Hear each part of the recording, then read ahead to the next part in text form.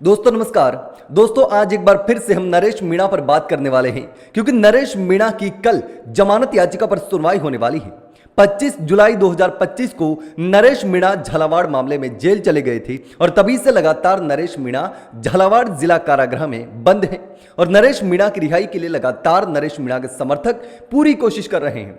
झालावाड़ से लेकर टोंक और बूंदी तक और बांदीकुई तक नरेश मीणा के समर्थकों ने पूरी कोशिश की, रैलियां निकाली, ज्ञापन दिए, प्रदर्शन किए। यहां तक कि 16 अगस्त को नरेश मीणा के समर्थकों ने जयपुर में विधानसभा घेराव का भी ऐलान कर दिया है, लेकिन अभी तक नरेश मीणा की रिहाई नहीं हो पाई।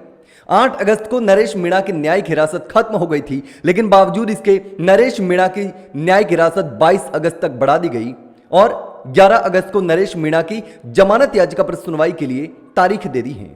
यानी कि कल नरेश मीणा की जमानत याचिका पर सुनवाई होने वाली है और नरेश मीणा के समर्थक इंतजार में बैठे हैं कि आखिर कब नरेश मीणा जेल से बाहर आ पाएंगे, क्योंकि नरेश मीणा पहले भी लगातार 8 महीने तक समरावता मामले में जेल में बंद रहे थे और बड़ी मुश्किल से नरेश मीणा को जमानत मिली थी और वह जेल से बाहर आए थे और नरेश मीणा के समर्थकों में अच्छी खासी खुशी थी और नरेश मीणा के साथ में जन सैलाब भी देखा जा रहा था। जब वो जन आक्रोश यात्रा निकाल रहे थे, गांव गांव घूम रहे थे, लोगों की समस्याएं सुन रहे थे, उनका दर्द जान रहे थे और जिस तरीके से लोगों ने परेशानियां झेली, उस परेशानियों को लेकर लोगों से बात कर रहे थे और उनका समाधान करने के लिए आश्वासन भी दे रहे थे। और इसके साथ ही बूंदी की अंता सीट पर जो विधानसभा उपचुनाव होने हैं, जो सीट खाली हो चुकी है, उसको लेकर भी नरेश मीणा तैयारी में जुट गए थे। लेकिन बावजूद इसके झालावाड़ में एक हादसा होता है और नरेश मीणा जन आक्रोश यात्रा को बीच में छोड़ करके वहां 59 मासूम बच्चों को न्याय दिलाने चले जाते हैं, क्योंकि उनको मुआवजा न के बराबर मिला है।